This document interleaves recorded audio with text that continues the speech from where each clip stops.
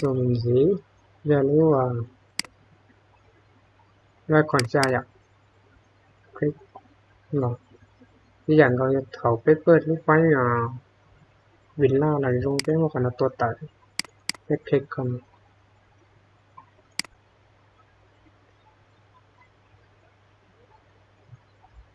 nhập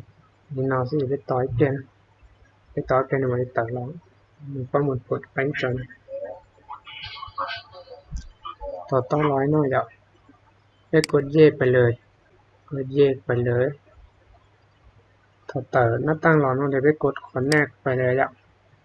next ขอน้องไปลองเลือกออกจากน้อยอ่ะถูกต้อง next ไปเลยอ่ะ next ไปเลยอ่ะไม่ next ไปเลยไม่ใช่ไหมเดี๋ยวในโปรแกรมนี้ลิงก์ออโต้จะสอนว่าส่งสี่อ่ะแต่ขอน้องจะไปลองเลือกออกกันนะสิ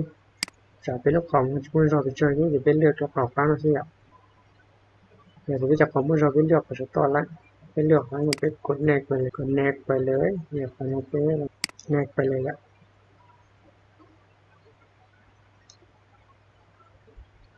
ถอยเราจะไปต่ออ่ะต่อที่ไหนต่อไปก่อนไลน์อ่ะต่อกันเขียนก็จะกดโอเคใช่อย่างเดียวที่จะคุ้มกันเช่นเยอะใหญ่มุสาระต่อของวันต่อจากนี้ดับต่อเลยไปเสียอย่างวิดีโอขนาดนี้ชิมว่าจีช่วยไปต่อกันเขียนก็ตัวนอกเสียขนาดอย่างต่อขนาดจะในต่ออย่างไปกดงอขนาดต่อได้อย่างแล้วเรามากด finish อย่างกด no ไปเลยอย่างกด no ไปเลยกด no ได้ไปลองการตุกแข็งนะไป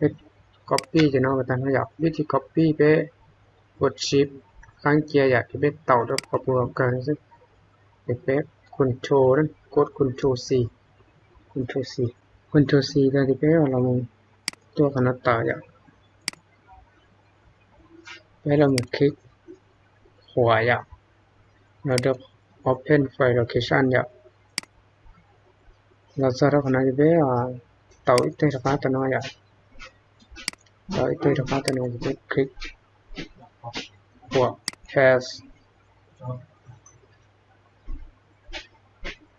กด repaste กดติ๊กขนาดอย่าง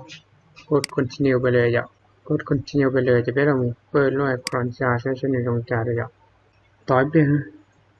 แต่เราเนี่ยประมวลผลcái mình gì đó thọ to nó dịch sai to thì to lại nên nó nhờ bé mua internet thì nếu trong nó thì chỉ có tới mấy chỉ cho bé nhập khi lòng xì bé mua internet tua gì ạ